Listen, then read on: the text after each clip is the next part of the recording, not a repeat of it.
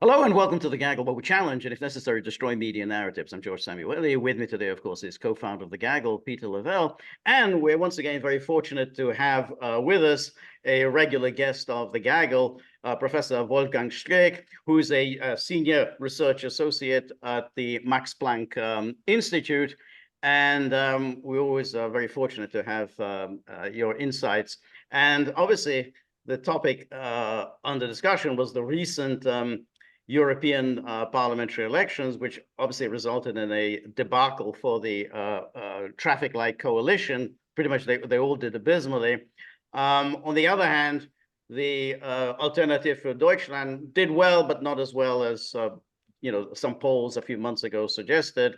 And then, of course, we have the Sarah Wagenknecht's new political party, which did reasonably. However, the speculation now seems to be that, well, nothing much is going to change. There's no way to get Olaf Scholz out.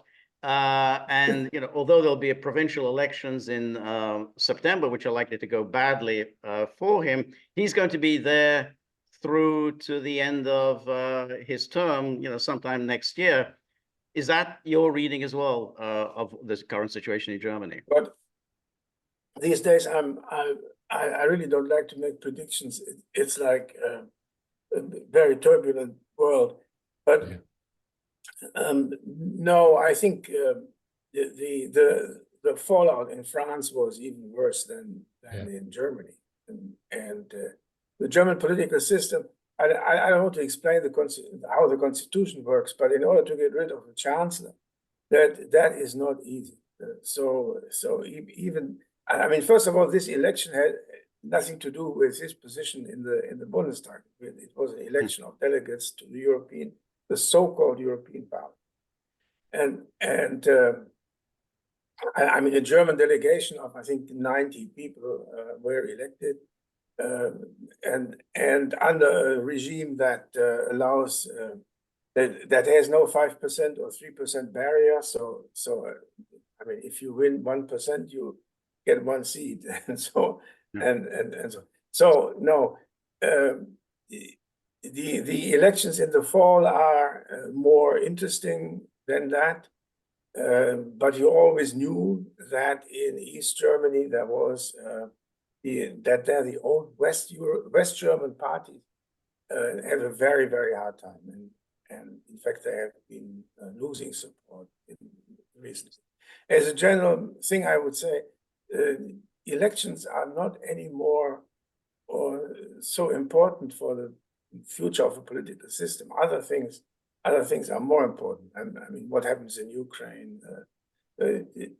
What happens to the energy prices and this sort of thing, and this is a coalition here in Germany of three parties. So well, that's a pretty sad comment. Democracy doesn't have much impact on policy. I mean, I think that's the kind of the frustration that I think all of us have been observing. Now, like many other people, I don't put much stock into the European Parliament. I mean, the only time we ever talk about it is when they have elections and when they have one of the two Irishmen that are challenging authority. Now there's only one. No, they're both out. They're both out. Oh, that's a really sad thing. But that shows, I mean, at least in my mind, and I don't want to exaggerate it, but I mean, it shows a democracy deficit. I mean, if you have, and presumably people that voted in the European Parliament for the European Parliament are politically motivated people. It's like American primaries. It's the primary goers that are politically motivated. So there seems to be a growing disconnect. I mean, so Schulz and Macron can have a dismal election results, but it doesn't matter. That's sad. Yeah, no. Talking about Germany, we have a sort of polarization between a center that is very broad and then the new right-wing party, the AfD, and within the center there's very little disagreement on things. It's a political jockeying. I mean, the difference between the Christian Democrats and the governing coalition, you really have to find it, and it's a matter of sort of promises, the personal style of the leaders. Then mind you that a significant proportion of those who go to vote, especially in the European election, don't really know who they're going to vote for 3 or 4 days before the election takes place, and sometimes they make up their mind in the voting booth, and not before that. Okay. So no, I mean, I wouldn't put too much on it, but I think interesting is the situation at the European level, where if you take everything together, the center, the Ursula von der Leyen center sort of basically remained the same. Now she's in the hands of the Italian Prime Minister. That's a very interesting game. Who offers her, for her confirmation, a few of the votes that she commands, because while von der Leyen has a numerical majority at the European level, it is not clear whether these parties actually can exercise some discipline on their members, and then these sort of votes become slightly unpredictable. It can happen to her that she ends 3 or 4 votes short of, then the whole game starts. Could I just go back to what you were saying about Germany? You said that the center, they pretty much agree on most things. So we assume, I mean, just going by the numbers, that next year there'll be an election and the Christian Democrats win. So on foreign policy, then particularly in Ukraine, you don't expect any real changes there? Well, they will send a few more guns to Ukraine. So more belligerent. It'll be even harsher. Yeah. That's what I meant. Some planes or whatever. But the shots are called, if you want to use this expression, in Washington D.C., not here. And whether this war ends or whether it drags along or whatever is precisely a question that is answered there.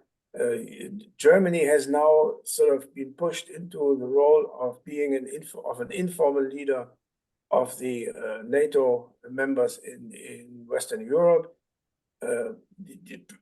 simply because it's the biggest country and it can send more guns than, let's say, Belgium or Malta. It's very interesting to me. We said, depending on who's calling the shots, and that's in Washington.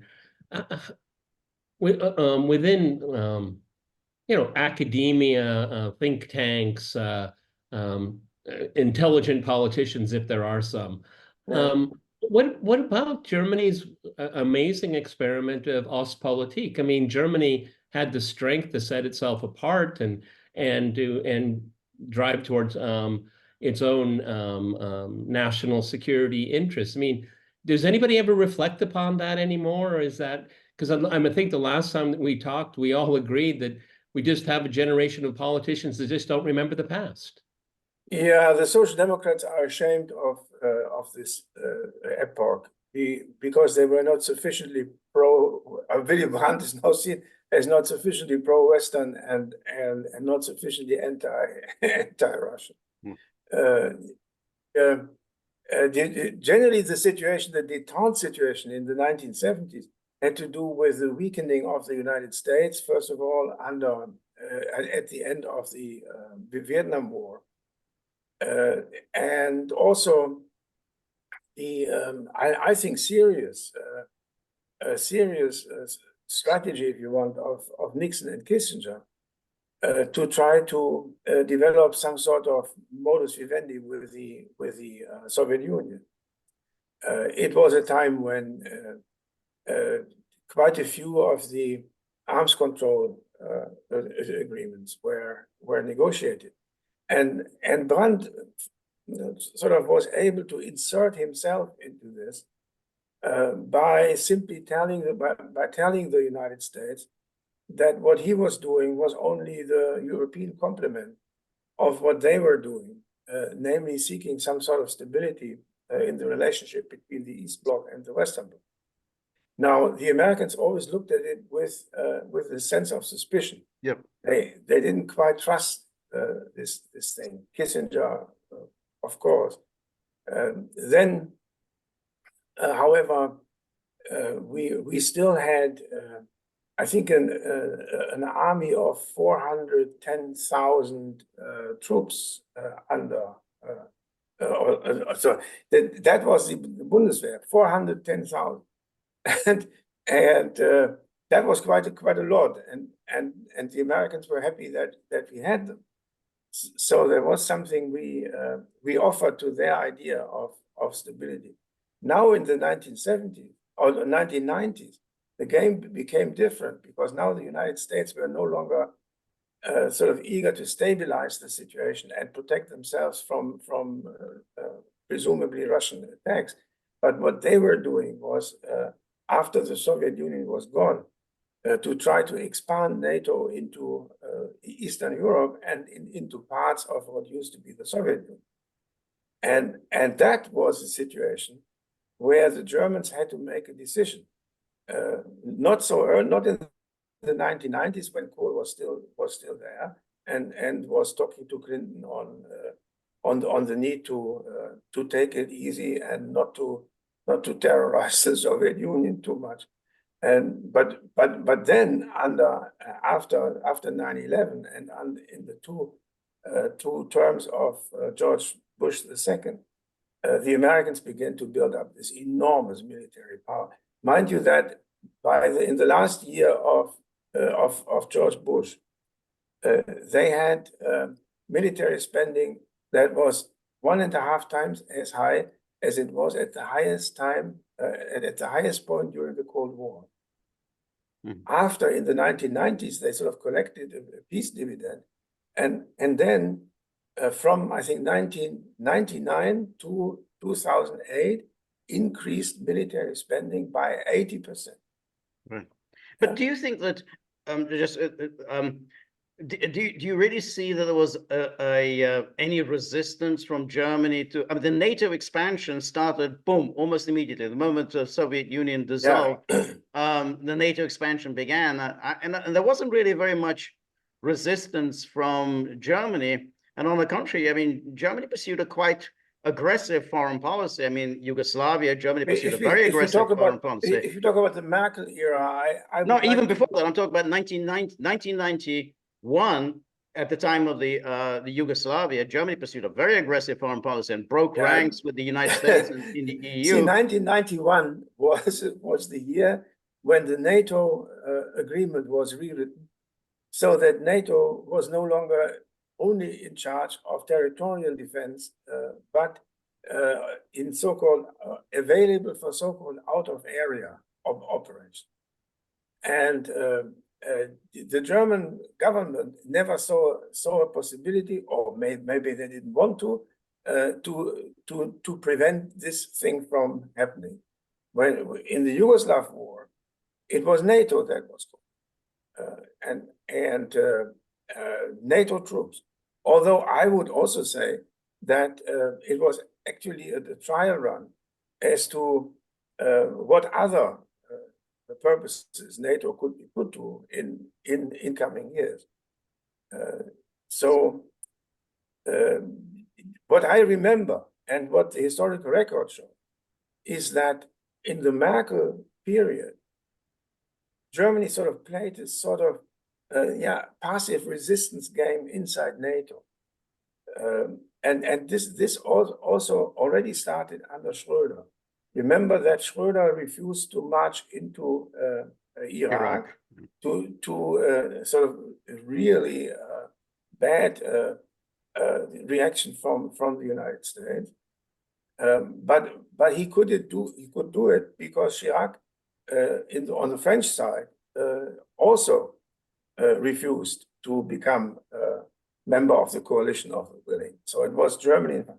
Then with the next president, I think Sarkozy, 2008, Merkel and Sarkozy sort of refused at the NATO summit meeting in Bucharest, refused to do Bush the favor in his last year as a president to invite Ukraine and Georgia directly into NATO. So they vetoed that. They didn't really veto it. It was still in the Bucharest Declaration. Yeah, of course. NATO. See, you don't openly disagree with the boss, but but at least they prevented it from happening then and there. Yeah. Tomorrow morning or something. Well, so what you're saying now is that Germany is a part of the new coalition of the willing against Russia. Yeah. Now, slowly, huh? Well, I mean, can you explain to us, is it internal politics? I mean, why is Schultz always the last to agree? And then when he agrees, he's all in. I mean, from looking from out where I am, I mean, I'm sorry, he looks like a very trivial figure. Yeah, but you know, he has to govern together with the Greens. The Greens are extremely eager to show that Germany has sort of arms and can twist the arms of others, so to speak. And he has to also govern with the Free Democrats, whose main spokeswoman on defense was at the same time a lobbyist of Rheinmetall, the biggest German arms producer. In Germany itself, there was only very weak opposition to this thing. The Christian Democrats were absolutely in favor of doing everything that NATO and the United States wanted to be done. Add to this that Germany has no tradition of seriously thinking about its national interest. That's different in France or in the United Kingdom. We sort of identified our national interest always with the interest of the West. The interest of the West is defined by the United States. And sometimes so we could refuse to go along. For example, under Merkel, our defense spending declined every year, although NATO always decided that we had to spend 2%, and at the end of the Merkel era, we were at 1.32% or something like that. Yeah. I'm sorry to interrupt, but just going back to what Peter was saying, you know, when you say the German national interest, I mean, I always took it that the Ostpolitik was entirely German national interest. The Germans decided that the only way we can get some form of reunification, de facto reunification, is through Moscow. You know, they tried the way in the 1950s and 60s, which is Washington will deliver us reunification. They said, no, we can't do it. Brandt kind of led the way. Okay, we will pursue good relations with Moscow because this is what matters to us, our relations with East Germany. And that was across the board. Even Franz Josef Strauss became an advocate for this Ostpolitik. So Germany does have a tradition of pursuing its national. It did then, but for some reason now, I mean, you would have thought the German industrialist would think it's a good idea to have good relations with Russia. Why? That's what is so baffling. Why aren't sort of industrialists and economists saying, hey, it doesn't make sense for us to go to war with Russia. Russia's a big market. It's a big source of raw materials. And on top of it, George, that's just not a theoretical proposition. It's a proposition that's being played out in real time, in reality. I mean, look at Germany's economic figures. I mean, this is a direct result of the lack of an energy policy with Russia. I mean, you could say we would prefer not to work with these authoritarians. You could play that. But at the end of the day, Peter, what I was trying to say is that with a little more, let's say, differentiation in the picture, your picture is not wrong. But what I was trying to say was that we have a tradition of trying to sort of surreptitiously not doing exactly what the big boss in America tells us, But when it comes to the crunch, that is different. So for example, after we refused to march into Iraq, and also refused to send troops to Syria, which was something that Obama wanted, then we sort of did something for them in exchange. So, for example, Merkel opened the border for 1 million refugees from Syria. Yeah, because Turkey and Iraq and the United States couldn't take care of them. That was a result of the war where we sort of came in. Then I cannot see how opening the gates like that is in Germany's national interest, but maybe you no, it is like we have to do something for NATO and the United States in exchange for them not being too angry at us if we do not take part in the military expedition. Yeah.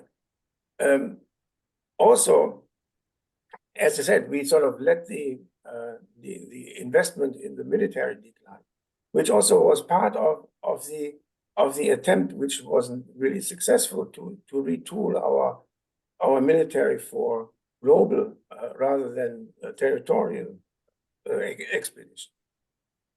When Scholz came in, and I would repeat that, there was no real, let's say, a doctrine of what the German interest is.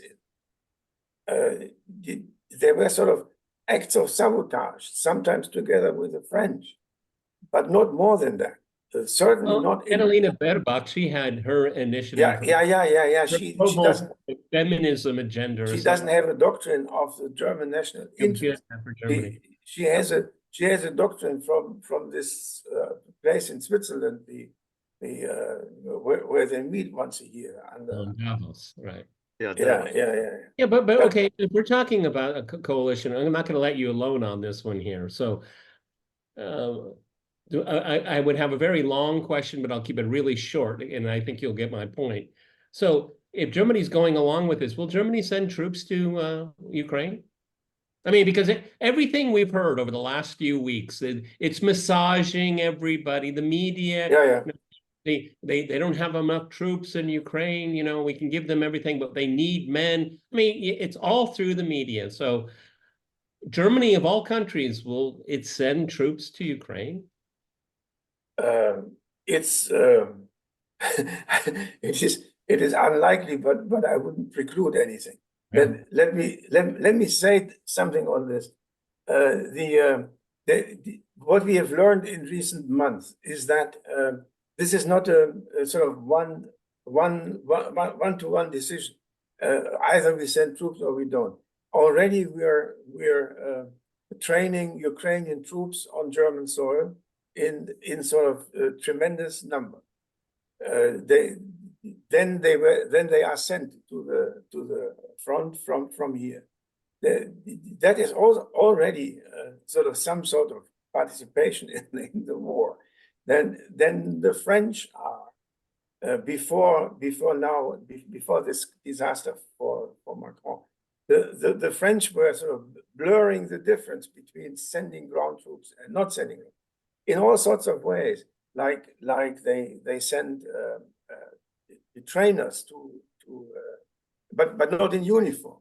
We don't know how many non-uniform Western what do you say, assistants are already at work. We don't know how many. I mean, why is that a secret? Would public opinion in Germany be of course people or outraged, or whatever word you want to use? Yeah, you would have to prepare this carefully with all sorts of things. It will be difficult because people will be scared, I suppose. But that's interesting then, because when you say public opinion, because I mean, as you described it, you know, when the times that you've been here, the media, much of the mainstream media, are actually very enthusiastic about German involvement in Ukraine. So they wouldn't raise any problems. But the opinion polls tell you different. So that there's not I think about only 40% of the population are actually in favor of the kind of thing that we're now contributing to the Ukrainian war. The rest have doubts. Yeah. And the doubts is that is quite understandable. We are among the bigger Western European countries closest to the border of the Eastern countries, and we would be hit very, very early, if it came to that. But let me say that on the background of all of this, you need to take into account that in Germany, we have now, I think, roughly 30,000 American troops stationed in a number of 10 to 12 very big military bases distributed over the country, with an unknown number of nuclear warheads being right there located in Germany. And with right now they are building the Americans are building a command center for the operations in Ukraine, in Germany. And the fact that they are building a command center, it means that they are expecting that this war will last. It will be. And in addition, in Germany, there is the American Military Command Center for the Middle East, also located on German soil. Now, for the Germans, this is sort of a mixed blessing in the eyes of people who still are willing to think. The mixed blessing is that, first of all, we of course cannot do much with this military presence of the United States here. At the same time, the hope was always that our territory would be defended by the United States because they would also defend their own troops here. So they have some sort of interest in us. Yeah, but you can use the same argument that makes Germany also a target. Yeah. I'm telling you, these things are so ambivalent. But if you listen to people in the mainstream, they would actually tell you that having the Americans protect us by sort of turning this into part of the American military outfit, that is a lot better than relying on the French using their nuclear arms to defend us, because the French would have to sacrifice Paris for Berlin, and that they wouldn't do. Yeah. Why would they? Yeah, this is. We all know why. but this is exactly opposite. I mean, we're old enough to remember the 1980s, and that was the exact opposite of what the German left said, which was, hey, if there's going to be a nuclear war, it's going to be on German soil, and the Americans are going to be safe.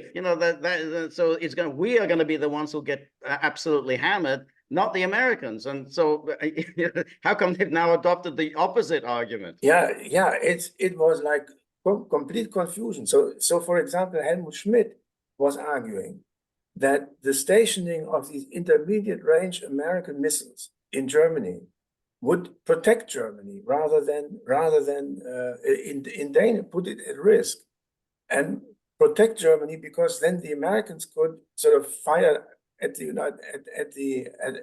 Soviet Union from here rather than from home, and thereby not run the risk of their mainland being attacked in return. So you can say that's a somewhat crazy worldview, but the moment you get into this nuclear defense doctrines, then it gets worse and more stupid, more crazy, step by step. You remember Dr. Strangelove. Yeah. When you look at public opinion and the major political parties, is there an acceptance, even if it's in a very hesitating way, that there will be an ongoing conflict against Russia, and this is the new norm? There's going to be, and the biggest problem George and I have been discussing now for over 2 years is that there doesn't seem to be much appetite to work towards some kind of peace. That's not on the agenda at all. It's victory, whatever that means. Yeah. And victory could be a very Pyrrhic victory. Germany might end up in ashes, but you won.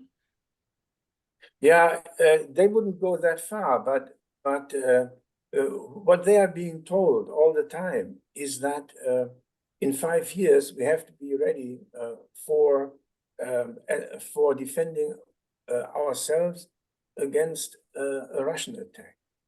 Yeah, this is what our defense minister keeps telling us. 5 years is the time. In 5 years, the Russians will. What's the logic of that? How would Russia be able to attack Germany with any hope of military victory? I mean, it just ask Mr. Pistorius, but there's one thing in there which is not completely out of this world, which is that Russia has very not very well, but it has survived the 2.5 years or 2 years of the war, 2.5 years now, and it has built up a considerable arsenal of military hardware, and I think my thesis is that wars become more unpredictable the longer they continue, and the Russians now fighting in Ukraine may no longer be able, for domestic reasons, to return to the Minsk II agreement or to the treaty that was about to be signed in Istanbul, because they have suffered too many losses, and then simply sort of to go back and they would not be enough. So now they may indeed be out to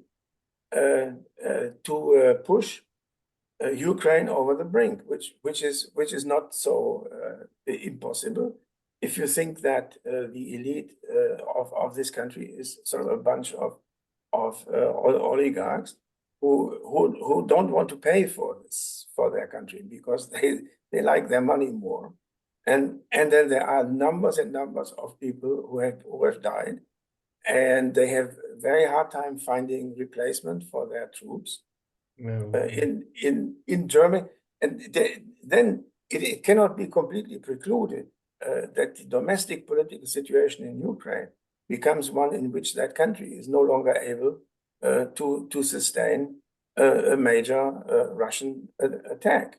Yeah.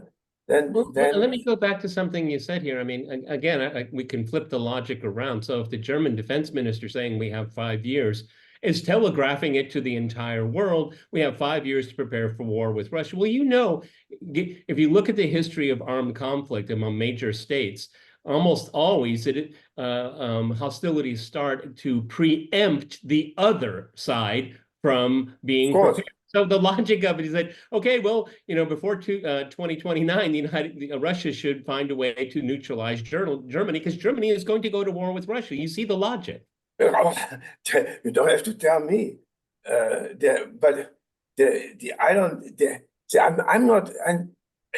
I have to say, this whole story about sort of Scholz Zeitenwende in February 2 years ago, and then they sent 500 helmets to the Ukrainians, and then they were so pushed forward. They had one red line after the other, and the United States and the French, incidentally, and everybody else in the European Union, including Frau von der Leyen, were pushing them.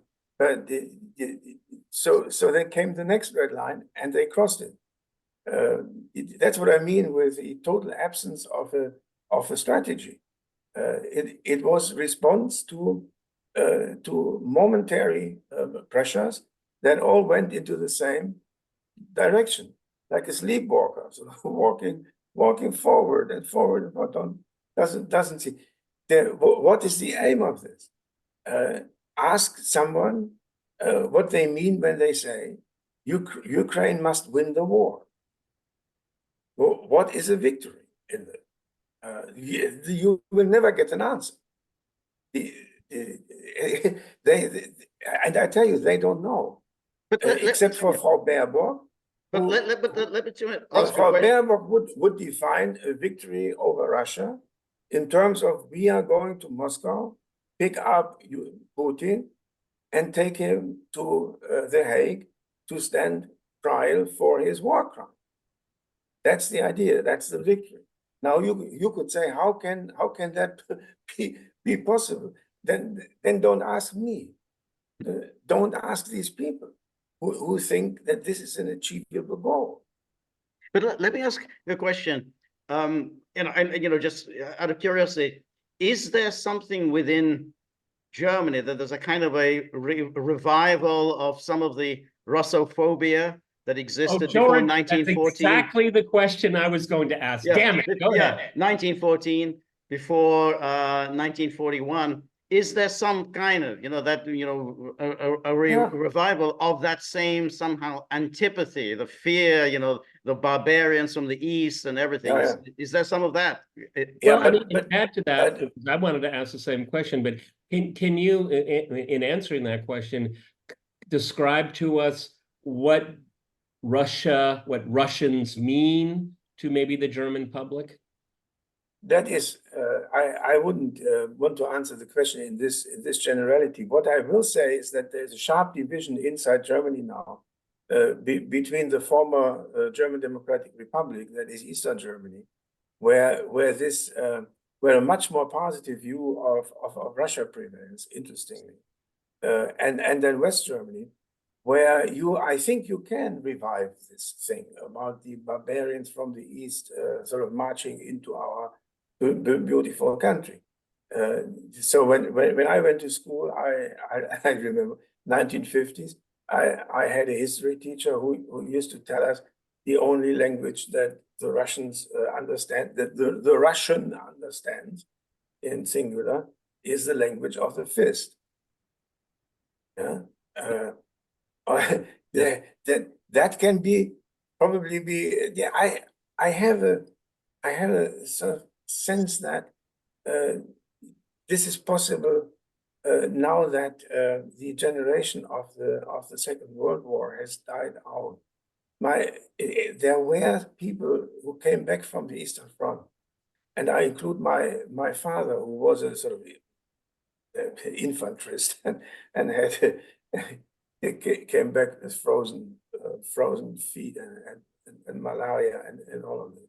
He came back, and I remember him telling me that they were admirative of the Russians, how they defended their country against the Germans, and that his only lesson from this, that we would have to learn to respect the interest of the Russian people in their own country, and and try to get on a sort of peaceful footing with them. Yeah? And then I would say there could have been the other half coming back, who were thinking about revenge. But in Germany, 1945, in a country that was completely defeated, and that was sort of invaded by four occupation powers, probably the former attitude might have been more important than the latter. Although I had that teacher in school, which I cited. Then now, and I would say generally, your questions with respect to the war and the German attitude. Now I think the generation of Frau Baerbock, it differs from the post-war generation in one very important respect. The post-war years, everybody remembered the horror of the war, and not just on the front, but in the country itself, where the bombing was incredible, and the destruction was, and the number of people that fell in.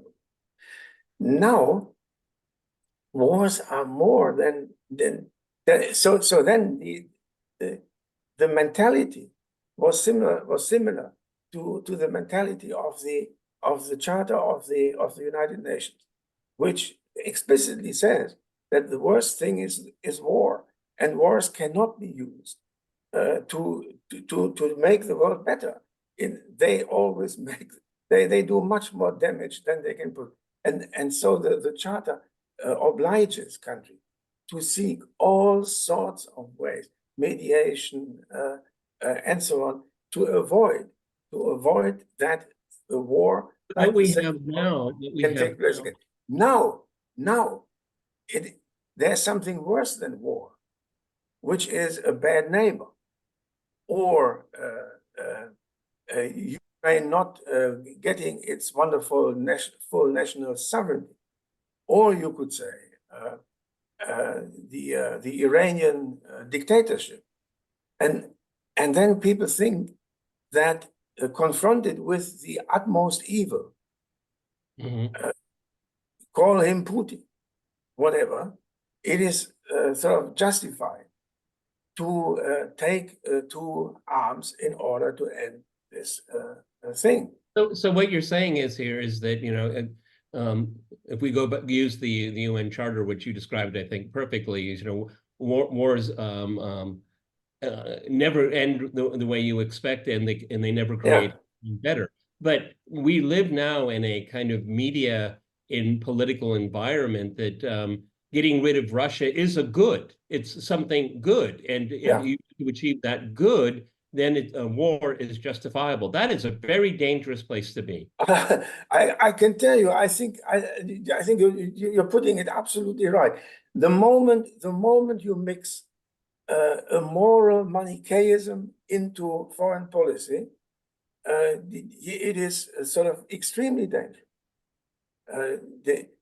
Still, I mean, in his last months of John F. Kennedy, sort of, who had been had learned during his presidency, he insisted that the world can be safe only if we make a safety, an international sort of security arrangement, even with countries that we don't like. Right. But it's interestingly that it's the Hitler analogy that acts as this poison, because Hitler is the embodiment of everything evil. Everything is justifiable to fight Hitler. You know, so always everyone is Hitler. Therefore, it's justifiable to do whatever we want. You know, anything, war, you know, nuclear weapons, everything, because it's Hitler. And that's really become the poison of today. And it's worse. It's worse in Germany because this generation sort of thinks that basically we are fighting our past, and we are showing that we're not no longer what our parents used to be by fighting on the good side and destroying evil. But the irony is that Hitler was a person that knew no bounds, knew no boundaries, and you have the Western world projecting that onto Russia, but in fact they're the ones that are saying we can do anything we want. It's a replication of the caricature of the Nazis themselves. In this country, it is still almost impossible to, for example, attribute the Second World War to anything other than the deep depravity of the German people. If you can't even cite quote Keynes from his 1919 book on the origins of World War III or World War II in that case. It's a taboo book. Because this is completely moralized, and we have to confess that we were the bad ones, which we were. But then you project this today, and you draw the wrong conclusions from it. The wrong conclusion is that now we're changing 180 degrees. Now we're fighting for evil, and we're fighting evil in order to liberate ourselves from the memory of having been evil. But that is so extraordinary, because if you make that saying, yeah, we have our unfortunate past, then the logic would be, well, now we need to be committed Yeah. to peace. This was the Willy Brandt generation. Yeah. This was the Willy Brandt generation, and Willy Brandt wasn't a stupid child. He had to leave Germany as a young man in 1933 in order to survive the dictatorship. He then went to Scandinavia, adopted the name of Willy Brandt while working for, I think, the Norwegian the Norwegian government or Secret Service. There were pictures of him in a Norwegian uniform when he returned to Germany and became chancellor. The Christian Democrats used to call him by his former name, his birth name, Herbert Frahm, which was also an illegitimate child and from a proletarian neighborhood in I think somewhere in northern Germany. They accused him of being disloyal. And they showed the picture in the Norwegian uniform and so on. And Brandt insisted that what he had learned in his life was that you can live a good life only in peace. Yeah? Now then he had someone as his principal advisor who negotiated the treaties with Russia and Poland, Egon Bahr, who was sort of always under observation from the CIA and because Bahr was suspect of being a German nationalist. Why?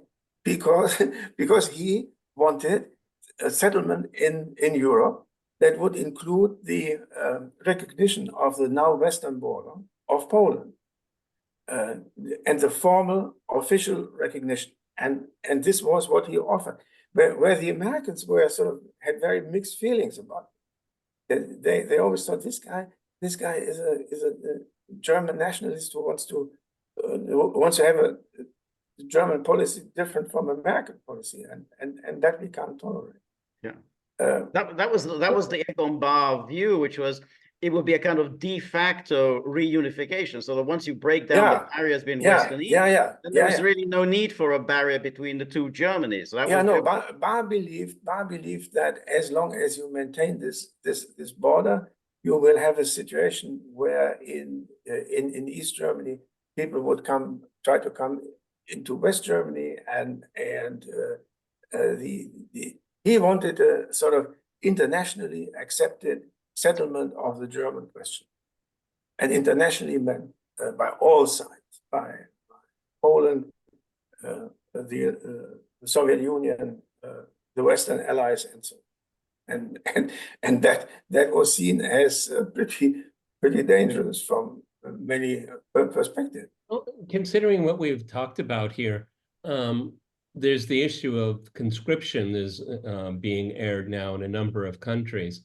How would that go down in Germany? I mean, if they found a new Hitler to fight, and they want to, absolve themselves of the past, I guess, sign up. I mean, what, you can say something, but how you act can be different. I mean, will the rhetoric meet the reality of conscription? Because, I've been to Germany many, many times. I don't see young men wanting to sign up for the military, but maybe I'm wrong. It can change, and now the military is that. If you look at the advertisements, they are now sort of advertising the German army, because already now we have sort of 20,000 people that are still missing. I mean, in order to get to, I think 210,000 is the mark. 1/2 of what we had in the Cold War. We can't fill that now. Now, if you look at the advertisement, then there's many good-looking women as sort of soldiers. Then you also have sort of people who look like they were born in Turkey. A young man with a sort of Turkish expression. Then you can imagine that at some stage, this army would be an army not just of Germans, you would, for example, recruit inside the European Union or in Eastern Europe. And we could even call it a European army. Yes. And the idea that now, let's say, 500,000 young men would be recruited to move to the Russian border. That is not what is going to happen. What is happening, for example, is that like in the United States tries to do without what do you say, the draft. It's exclusively a professional army. Now our wonderful defense minister has the guy who prepares for the war in 5 years. He's now stationing a brigade of the German army in Lithuania, one of the Baltic states. 5,000 people with their families, not just on a rotating basis, but like the American bases in Germany, the permanent stuff. Now that costs. Now they say that setting up this thing will cost 11 billion euros. Just sort of once, and then every year they think it's about 1 billion. So if you talk about military expenditure, you know it's usually twice as much per year. Yeah. These people will be very well paid professional soldiers. There will be no draft in this, but they are, as you say, tripwire. They are a tripwire because to bring in Germany into a sort of Baltic-Russian war. The Russians cross the border, and then there we are. Yeah, they have to fight with us. If that happens, but that's a choice to be there. Okay, I mean, we're rapidly running out of time, but it's you said something that George and I have talked about a great deal. So you said that if with the German army, if they cannot recruit German citizens. I know that there is a lot of people of Turkish origin and other nationalities, and they are citizens as well. But you said something that really made me pay attention, calling it a European army, because again, from the Russian side, they'll say, "See these Europeans? They're doing it again." The Napoleon had his European coalition against Russia. Then Nazi Germany had many allies all here, and here we go again. That's how it's going to be picked up in Russia. Yeah, and if you listen to Frau von der Leyen, who will likely be the Commission President for the next 5 years, she already talks about European army. Yeah. Now, what that would be like is an open question. But in my view, right now, sort of the green countries, like Germany, they don't want to go to the front and die. But then this sort of large Europe will have a lot of spaces where the salary of a European soldier will be quite high in local standards. And I think a lot of Moldovans would be interested in that. Yeah. That's exactly the point, because in a way you can offer all these migrants who are in Europe. You say, hey, this is a fast track to citizenship. You want to become a citizen. This is your fast track. Do 2-3 years service in this European army, and boom, we give you a citizenship. So there's going to be an incentive for people to join. Yeah, absolutely. And I think it will be used like this if we get to the point where someone believes that the Ukrainian war can be continued only with ground troops from Europe. Then what I was trying to say is that this does not necessarily mean that you now will have a mass draft in Germany. The Green voters in Germany can sort of support this sort of thing because they know that they will never be sent, or their children. One of the more obscene sort of rhetorical things that you have heard in the last 2 years is that permanently repeated by Ursula von der Leyen. The Ukrainians are dying for our values. And then you think, good Lord, yeah, they are dying for our values. Sie sterben für unsere Werte. Yeah. That's right. Which is they can just go on dying and and our values will be safe. And our value, and then of course the sentence is sort of continued by saying that and we are so grateful that we will rebuild Ukraine after the war better than it ever was before. So then we so pay them for their lives by well, I mean, is there any kind of pushback by saying, well, if Ukrainians are dying for our values, then why are the hundreds and hundreds of thousands of Ukrainian men in Europe not fighting for European values in Ukraine?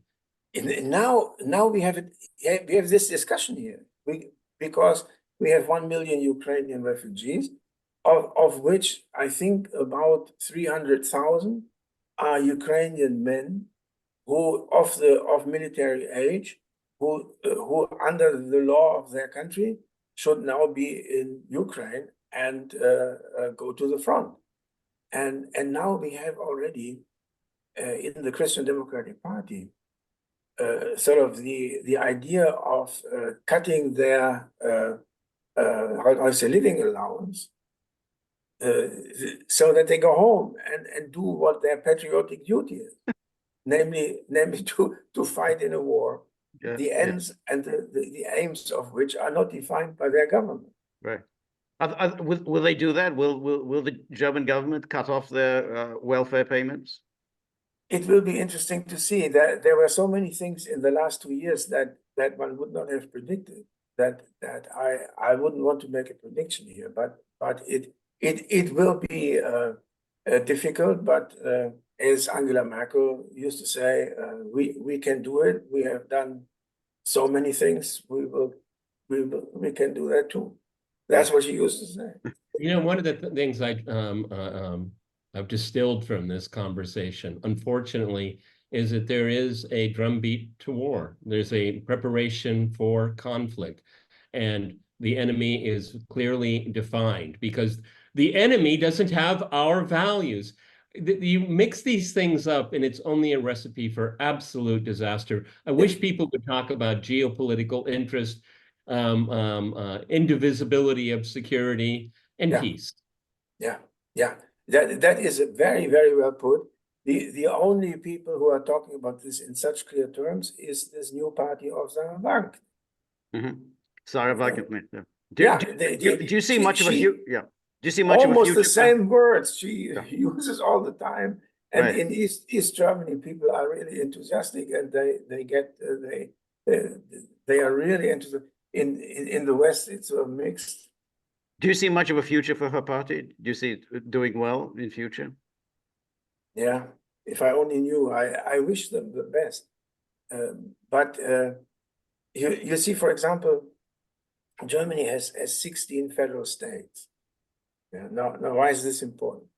It is important because in order for a party to be viable at the federal level, you need 16 regional sub-organizations. Yeah.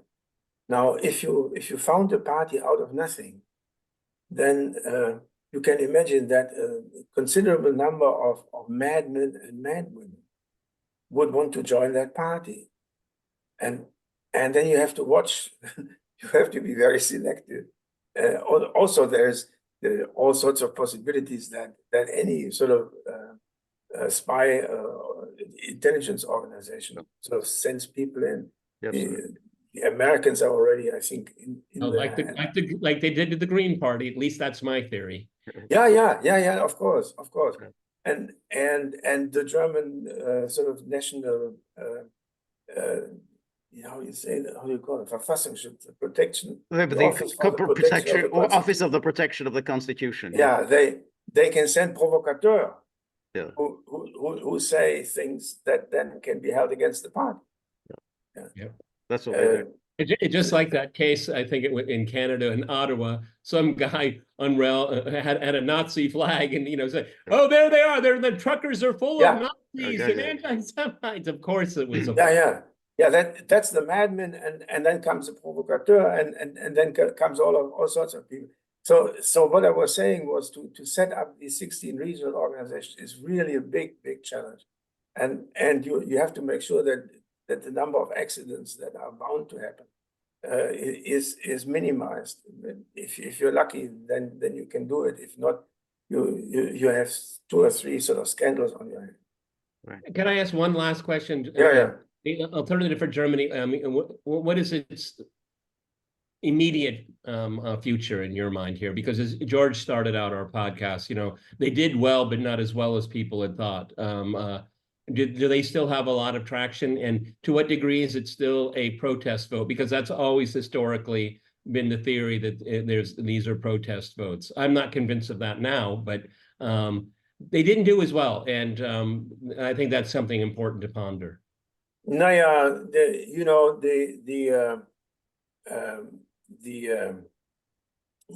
way the ballots were laid out at this election, for example, they were so long because everybody could run, and Bündnissaar Wagenknecht sort of showed up very, very at the bottom of the ballot. How they could do this, I don't know, but it happened. You couldn't. I had a hard time in the voting booth to actually find the place where I would have to make my trust. But of course, some of them may not have found it. Then run a big national campaign with a party that is 1 or 2 years old, and as far as the forecasts were concerned. Everybody, I mean, I'm a sociologist. I know a little bit about these things, and it very much depends on how you introduce the question in your questionnaire, and you can actually try, as if you emphasize this, then you get more votes than you will actually get in the end. If you play it down, you get less. My impression was that around 15% were was it 50? No, about 6.2%. Right. Sorry, but what about the Alternative für Deutschland? What do you see that they have a future or not? Yeah, they are now an established party. They're gonna. Is their vote? They are already going through. They've gone through some of these scandals. So, for example, their top candidate for the European election apparently took money from the Russians for whatever. Yeah. Maybe not, but it was possible to nail it on him during the election campaign. Then pretty stupid. Then should have watched out better. Well, we did a podcast on that. I mean, the reporting and background on that is very, very suspicious. I mean, yeah. I know. I know. It's exactly like you said. There's all the agents provocateurs and everything. Yeah, it's like you don't know. I don't know. Maybe in 2 years we know. The decisive thing is that that thing did not mean that in the end they lost significantly. I think many of their voters are so pissed off with the general sort of ostracism that is being handed to them that they just don't listen anymore. There are quite a few people who don't listen to the public radio or television system anymore because they are just fed up with this attitude when they say something like and to our surprise the AfD sort of won this, and then you see that they don't like to say that. Well, Professor Wolfgang Streeck, thank you so much. It was a lot of fascinating conversations, a lot of very, very interesting insight and much food for thought for us and for gagglers. So thank you, and look forward to seeing you again very soon. Thank you very much. If you like the gaggle, please like, share, and subscribe.